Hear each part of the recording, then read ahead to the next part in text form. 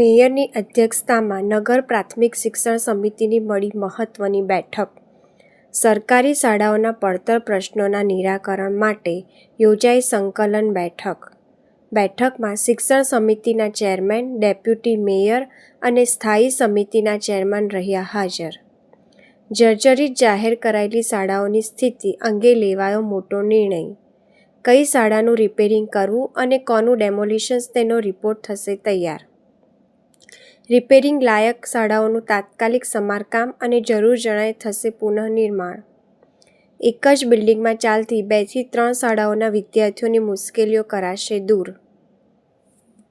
આજે વડોદરા મહાનગરપાલિકાની સંચાલિત નગર પ્રાથમિક શિક્ષણ સમિતિની વહીવટીતંત્રની સંચાલન માટેની સંકલન બેઠક રાખી હતી. એમાં શાસન અધિકારી તેમજ શિક્ષણ સમિતિના ચેરમેન અને 4 ઝોનના અધિકારીઓને મેં બોલાવ્યા હતા. અને પહેલાં તો જાણવા માટે જ બોલાવ્યા હતા કે કઈ જગ્યાએ કેટલું કામ છે, શું છે, સ્કૂલોની સ્થિતિ કેવી છે, તો અહીંયા આગળ કામગીરી કેવી રીતે ચાલે છે, એ પહેલાં તો અમારા માટે એક જાણવાનો એક વિષય હતો.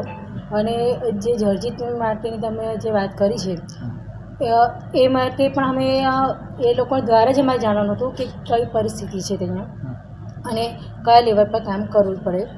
તો એમની માહિતી જે અમને મળી છે એ પ્રમાણે અમે કાર્યવાહી કરવા આગળ અમે એ લોકોએ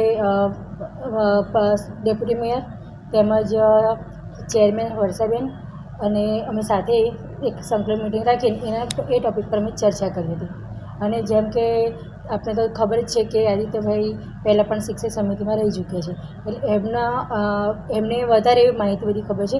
એટલે અમે સાથે રહીને એના વિશે થોડી માહિતી મળી અને કયા લેવલ પર અમે કામગીરી કરવી એના માટેની એક બેઠક રાખી લીધી. અને આગળ અમે સ્કૂલોની સારી પરિસ્થિતિ થાય અને એ સારી રીતે બાળકો સ્કૂલમાં આવીને ભણે અને બાળકોને જે સુવિધા જોઈએ છે એ પૂરતા પ્રમાણમાં મળી રહે એ માટે અમે એક સારી એવું આયોજન કરીને સ્કૂલો અને વધારે બાળકો જોડાય સ્કૂલોમાં એ રીતે અમે આયોજન છે.